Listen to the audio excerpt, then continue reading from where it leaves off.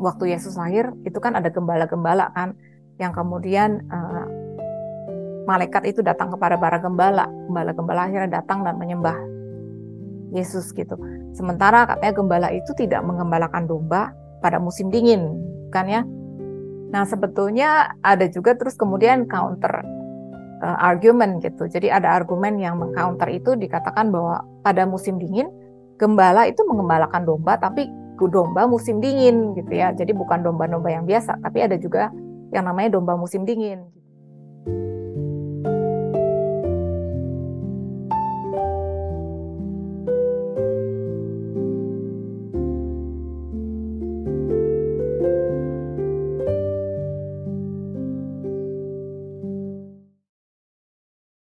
Nah, sebagai imam agung, dia representasi manusia. Di Ibrani 4 ayat 14-16 dikatakan, karena kita sekarang mempunyai imam besar agung yang telah melintasi semua langit, yaitu Yesus anak Allah. Baiklah kita teguh berpegang pada pengakuan iman kita. Sebab imam besar yang kita punya bukanlah imam besar yang tidak dapat turut merasakan kelemahan-kelemahan kita. Sebaliknya, sama dengan kita, ia telah dicobai, hanya tidak berbuat dosa. Sebab itu marilah kita dengan penuh keberanian menghampiri tahta kasih karunia supaya kita menerima rahmat dan menemukan kasih karunia untuk mendapat pertolongan kita pada waktunya. Jadi Yesus itu adalah representasi manusia karena dia adalah imamnya. Imam itu merepresentasikan manusia ke hadapan Tuhan, dan dia eh, di dia harus menjadi imam ya. Dia harus menjadi sama seperti kita supaya dia bisa merasakan kelemahan-kelemahan kita, em, tantangan yang dihadapi sebagai manusia gitu. Jadi kita akan lihat juga em, challenge yang dia hadapi bahkan lebih dibanding most people ya, kebanyakan manusia gitu ya. Di Mazmur 69 ayat 9 dikatakan, aku telah menjadi orang luar bagi saudara-saudaraku, orang asing bagi anak-anak ibuku gitu di nubuatan gitu ya. Kemudian Yohanes 7 ayat 5 dikatakan, sebab saudara-saudaranya, saudara-saudara Yesus sendiri pun tidak percaya kepadanya gitu ya. Kita tahu bahwa dia juga ditolak di kotanya dia gitu. Yohanes 8 ayat 39-41 dikatakan, jawab mereka kepadanya, kami Bapa kami ialah Abraham. Kata Yesus kepada mereka, jikalau sekiranya kamu anak-anak Abraham, tentulah kamu mengerjakan pekerjaan yang dikerjakan oleh Abraham. Kamu mengerjakan pekerjaan bapamu sendiri. Kemudian jawab mereka, kami tidak dilahirkan dari zina. Bapa kami satu, yaitu Allah. Jadi bahkan orang-orang Farisi gitu ya, ahli-ahli Taurat, mereka tuh tahu Yesus itu lahir dari perawan. Maksudnya lahir sebelum Maria itu menikah dengan Yusuf. Jadi mereka berpikir bahwa Yesus itu lahir dari zina. Jadi karena Maria itu berzina dengan laki-laki lain gitulah istilahnya. Jadi bahkan dituduhkan seperti itu gitu ya. Jadi nah kalau kita baca mungkin seperti ini kita pikir ya seperti itu gitu. Tapi coba kita bayangkan posisi Tuhan Yesus ya. Dia Allah, dia lahir sebagai manusia, lahir di kandang pula gitu kan. Terus dia ditolak gitu, dia ditolak oleh orang-orang terdekatnya, dia ditolak oleh bangsanya, dihina seperti itu gitu ya, dibilang dia juga seperti anak haram gitu kan, dikatain seperti itu gitu. Kemudian di Mazmur 41 ayat 9 dikatakan, bahkan sahabat karibku yang kupercayai, yang makan rotiku telah mengangkat tumitnya terhadap aku. Jadi ini nubuatannya di Mazmur 41. Kemudian Yohanes 13 ayat 26, jawab Yesus, dialah itu yang kepadanya aku akan memberikan roti sesudah aku mencelupkannya. Jadi di sini pada saat malam terakhir sebelum dia diserahkan, itu kan Tuhan Yesus mengadakan perjamuan kan dengan semua 12 orang muridnya. Kemudian dia bilang, salah seorang dari kamu akan menyerahkan aku gitu. Nah, kemudian John, Yohanes ya, yang dikatakan the disciple whom Jesus loved, jadi murid yang dikasihi Yesus, itu dia tanya, siapa Tuhan gitu. Terus Tuhan itu bilang, dia bilang, dialah itu yang kepadanya aku akan memberikan roti sudah aku mencelupkannya. Sudah berkata demikian, ia mengambil roti, mencelupkannya, dan memberikannya kepada Yudas, anak Simon Iskariot. Ya. Nah, di Zakaria 11 juga dinubuatkan, lalu aku berkata kepada mereka, jika itu kamu anggap baik, berikanlah upahku, dan jika tidak, biarkanlah. Maka mereka membayar upahku dan menimbang 30 uang perak. Jadi dia dijual seharga 30 uang perak ya. Seperti di Matius 26 ayat 14-15 dikatakan, apa yang hendak kamu berikan kepadaku supaya aku menyerahkan dia kepadamu? Tanya Yudas Iskariot. Kemudian mereka membayar dia 30 uang perak. Jadi ini adalah harga dari seorang budak ya. Kemudian di Zakaria 11 ayat 13b juga dikatakan, lalu aku mengambil ke-30 uang perak itu dan menyerahkannya kepada penuang logam di rumah Tuhan. Jadi dikasih ke rumah Tuhan. Di Matius 27, jadi pada saat Yudas Iskariot itu akhirnya dia menyesal ya, dia lemparkan uang perak itu ke dalam bait suci, lalu pergi dari situ dan menggantung diri. Kemudian di Yeremia 32 juga dinubuatkan pembelian ladang sebagai jaminan dari keselamatan Yehuda yang akan datang. Nah, di Matius 27 di ayat 7 dan 9 juga diceritakan bahwa akhirnya eh, para imam-imam itu mereka nggak mau terima masukkan uang 30 perak yang dikembaliin sama Yudas itu ke dalam tempat pembendaharaan ya, karena dibilang itu uang darah. Jadi akhirnya mereka membeli tanah yang disebut tanah tukang periuk untuk dijadikan tempat pekuburan orang asing. Itulah sebabnya tanah itu sampai pada hari ini disebut tanah darah. Dengan demikian genaplah firman yang disampaikan oleh Nabi Yeremia. Nah, kemudian kita juga lihat nubuatan kesengsaraannya yang Matius 22. Sebab anjing-anjing mengerumuni aku, gerombolan penjahat mengepung aku, mereka menusuk tangan dan kakiku. Segala tulangku dapat kuhitung, mereka menonton dan menandangi aku. Mereka membagi-bagi pakaianku di antara mereka dan mereka membuang undi atas jubahku. Kemudian ya di Matius 27 ayat 35 dikatakan sesudah menyalibkan dia, mereka membagi-bagi pakaiannya dengan membuang undi. Nah, di Keluaran 12 ayat 46 dikatakan Paskah itu harus dimakan dalam satu rumah. Tidak boleh kau bawa sedikit pun dari daging itu keluar rumah. Satu tulang pun tidak boleh kamu patahkan. Nah, itu juga nubuatannya. Di Yohanes 19:33 dikatakan ketika mereka sampai kepada Yesus, mereka melihat bahwa ia telah mati, mereka tidak mematahkan kakinya. Sementara yang dua lainnya di samping Tuhan Yesus itu mereka dipatahkan kakinya. Dan penyalipannya itu juga kita tahu ya di Yesaya 53 itu adalah nubuatan mengenai penyalipan dan kematiannya. Di ayat 12b, ia terhitung di antara pemberontak-pemberontak sekalipun ia menanggung dosa banyak orang dan berdoa untuk pemberontak-pemberontak.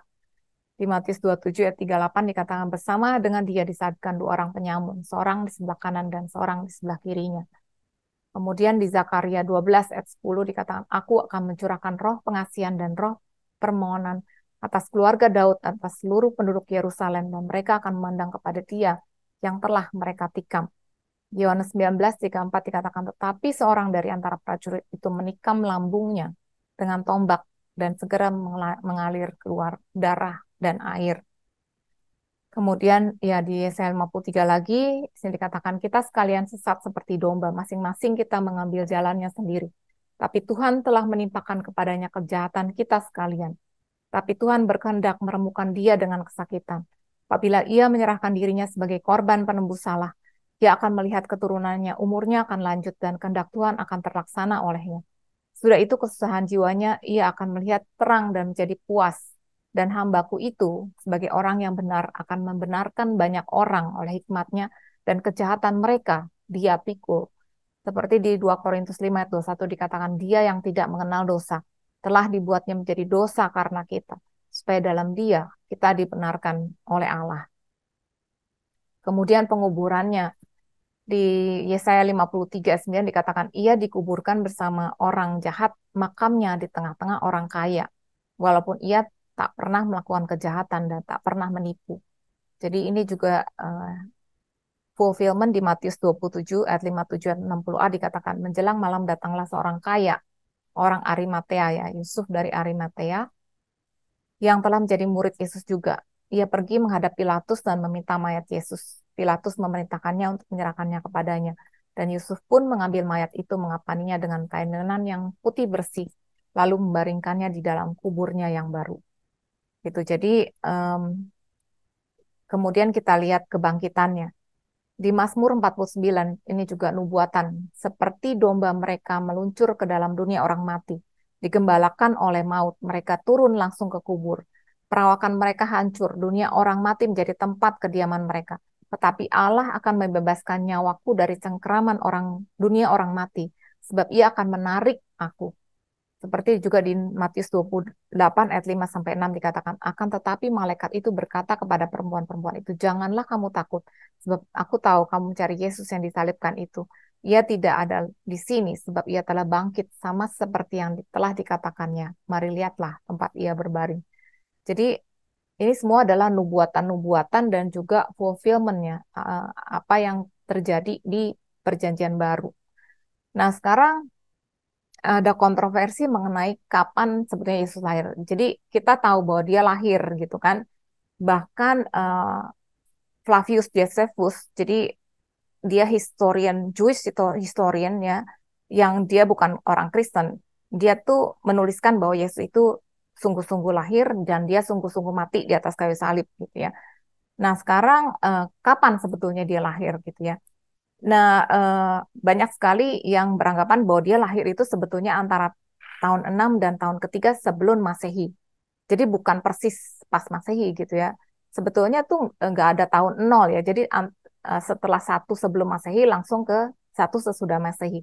Dan dia diperkirakan lahir antara tahun 6 sampai tahun 3 sebelum Masehi karena disitulah ketika Herodes Agung itu berkuasa.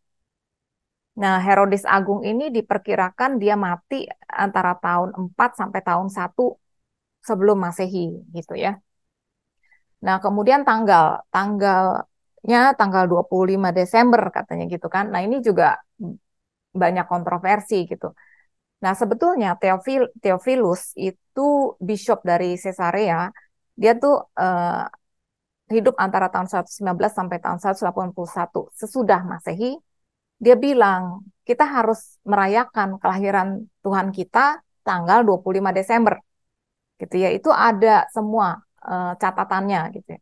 Bahwa dia sudah mengatakan itu pada tahun 100 antara ya sekitar abad kedua Masehi gitu ya. Nah, kemudian Kaisar Aurelian dari Roma di tahun 274 Masehi, jadi abad ketiga ya, dia menetapkan perayaan lahirnya Dewa Matahari atau Saturnalia ya, the birthday of the unconquered sun, itu tanggal 25 Desember. Jadi sebetulnya 25 Desember itu sudah ditetapkan sebagai hari lahir Tuhan Yesus, sebagai Natal lah istilahnya. Itu bahkan sebelum Kaisar Aurelian itu menetapkan perayaan lahirnya Dewa Matahari. Itu yang kita harus mengerti gitu ya.